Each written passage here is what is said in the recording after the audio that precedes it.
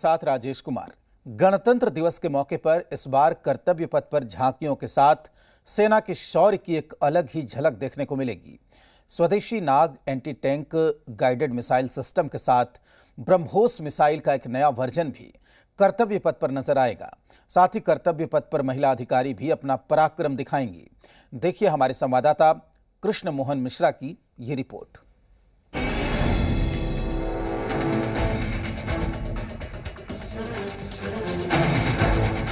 गणतंत्र दिवस की परेड में पहली बार एंटी टैंक गाइडेड मिसाइल नाग का प्रदर्शन होने वाला है।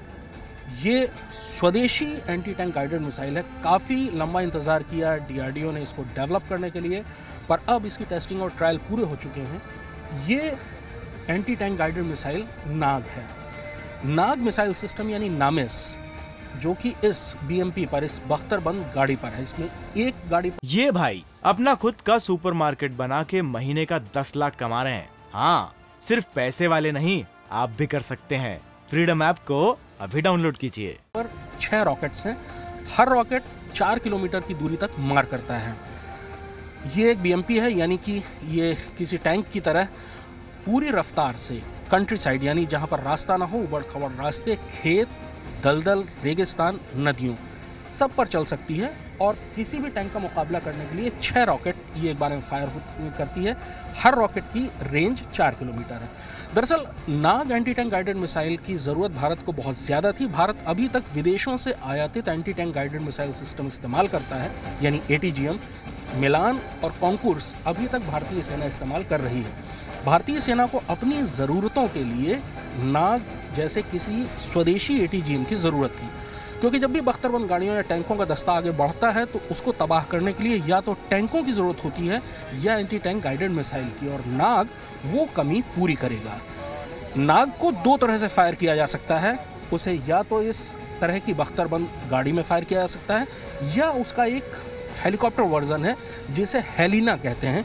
उसको भी स्वदेशी एडवांस लाइट हेलीकॉप्टर ALH ध्रुव से फायर करने के टेस्ट और ट्रायल्स हो चुके हैं, और बहुत जल्दी उसका इंटीग्रेशन भी, हेलिना का इंटीग्रेशन भी स्वदेशी हल्का एडवांस लाइट हेलीकॉप्टर ध्रुव में उसका इंटीग्रेशन पूरा हो जाएगा।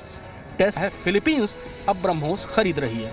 शुरुआत में जब ब्रह्मोस बनी थी तो इसकी रेंज 290 किलोमीटर थी। भारत और रूस के सहयोग से बनी एक क्रूज मिसाइल 290 किलोमीटर तक फायर करती है, लेकिन उसके बाद इसकी रेंज बढ़ाई गई। इसकी रेंज 450, 600 और 700 की गई। अब जो ब्रह्मोस सिस्टम एयरक्राफ्ट से यानी Su-30 से फायर होता है, उसकी रेंज 700 किलोमीटर से ज़्यादा की गई है। ब्रह्मोस को और ज़्यादा लंबी रेंज का बनाया जा रहा है। उसका वज़न कम किया जा रहा है। इस ब्रह्मोस का वज़न 6 टन के आसपास होगा, लेकिन जो एयरक्राफ्ट से फायर होता है उस ब्रह्मोस का वज़न 2.5 टन होता है। लेकिन अब MiG-29 के लिए जो ब्रह्मोस बनाए जाएंगे नेक्स्ट जनरेशन, उनका वज़न सिर्फ 1.5 टन होगा। अब ब्रह्मोस आगे जितने भी दूसरे फ्रंटलाइन एयरक्राफ्ट हैं उनमें से भी फायर की जा सकती है। इसके लिए उसमें ज़रूरी बदलाव किए जा रहे हैं, उनका वज़न कम किया जा रहा है, और बहुत जल्दी आप उनको भारतीय वायुसेना के दूसरे फ्रंटलाइन फाइटर्स जैसे MiG-29 उनमें भी लगा हुआ और उनसे फायर करता हुआ देख सकते हैं। अभी ब्रह्मोस को जितने भी बड़े नेवी के शिप हैं, नौसेना के जितने भी नए जंगी जहाज़ हैं, उन सब में ब्रह्मोस फिट की गई है। ब्रह्मोस सेना के पास है और ब्रह्मोस वायुसेना के पास है। वायुसेना ने 2 स्क्वाड्रन सुखोई 30 फाइटर जेट्स की बनाई हैं, जिनको दक्षिण भारत में केंद्रित करके रखा गया, और उनका जो रोल है, उनकी जो भूमिका है, वो मैरीटाइम है, यानी समुद्र के अंदर दुश्मन की तरफ से कोई भी जंगी जहाज़ अगर आगे बढ़ता है तो उसका मुकाबला करने के लिए सुखोई में लगी हुई ब्रह्मोस मैदान में उतारी जाएगी। अंदाज़ा लगाइए कि सुखोई की रेंज असीमित और ब्रह्मोस की रेंज 700 किलोमीटर से ज़्यादा। ऐसा हथियार अगर मैदान में उतरेगा तो उसका मुकाबला करने के लिए दुश्मन के पास कोई दूसरा चारा नहीं होगा। हमारे पास लेफ्टिनेंट कर्नल प्रज्वल काला हैं। कर्नल काला, बहुत गर्व महसूस होता होगा जब आप ब्रह्मोस को लेकर गणतंत्र दिवस की परेड में उतरते होंगे, क्योंकि ये आत्मनिर्भर भारत का एक सबसे अच्छा उदाहरण है। जी, ये बहुत ही मेरे रेजिमेंट के लिए और मेरे परिवार के लिए एक बहुत गौरवशाली बात है, पर उस गौरव के साथ मुझे महसूस होता है उससे बड़ी जिम्मेदारी आती है, क्योंकि इस प्रकार ऐसे आधुनिक इक्विपमेंट को लेकर जो हमारे देश के लिए इतना ज़रूरी है, इतना महत्वपूर्ण है, तो गौरव के साथ हमेशा और हमेशा एक जिम्मेदारी का पहलू रहता है। ब्रह्मोस सेना, नौसेना और वायुसेना में तैनात होने के बाद अब विदेशों में निर्यात हो रही है। फिलीपींस की तरफ से पहला ऑर्डर आ चुका है और जैसी कि सूत्र बताते हैं कि दूसरे कई देशों ने ब्रह्मोस में दिलचस्पी दिखाई है।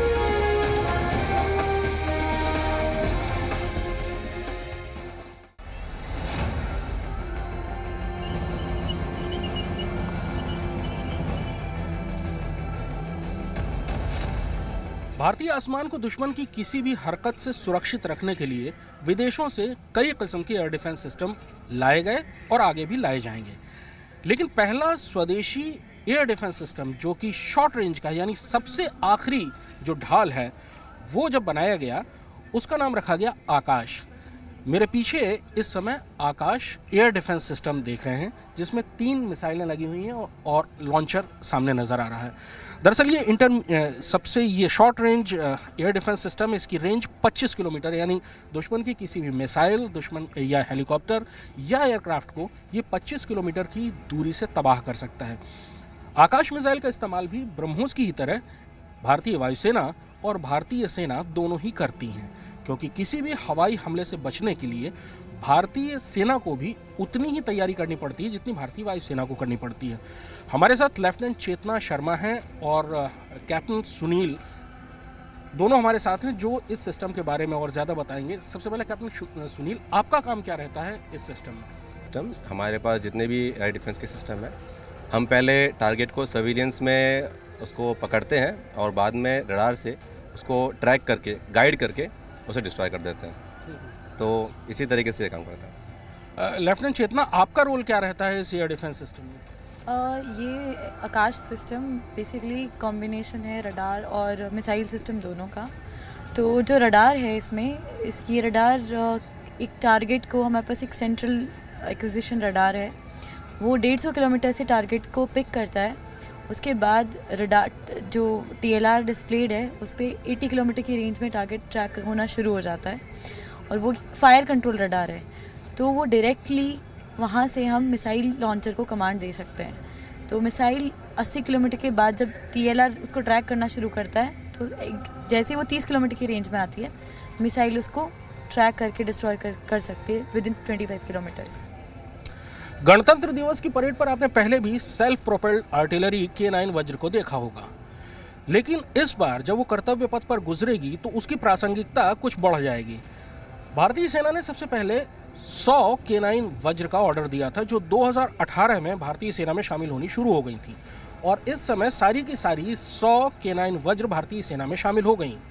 लेकिन अब 100 नई K9 वज्र खरीदी जाएंगी। सेल्फ प्रोपेल्ड आर्टिलरी K9 वज्र की 100 नंबर्स में और ख़रीदी जाएंगी। और उसकी ज़रूरत क्यों पड़ी? वो इसलिए क्योंकि सेल्फ प्रोपेल्ड गन जो होती है उसमें टैंक और आर्टिलरी गन दोनों की खूबियाँ होती हैं। ये किसी टैंक की तरह इसमें ट्रैक लगे होते हैं और ये किसी भी तरह के उबड़ खाबड़ रास्ते में चल सकती है, खुद चल सकती है, इसको किसी ट्रक से टो करके नहीं ले जाना पड़ता। और इसके अंदर जो क्रू होता है वो इसके बख्तर के अंदर सुरक्षित बैठा होता है जैसे किसी टैंक में बैठा होता है।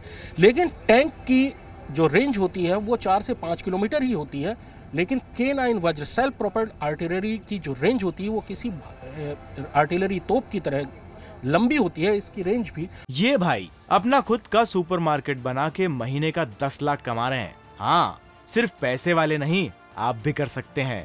फ्रीडम ऐप को अभी डाउनलोड कीजिए।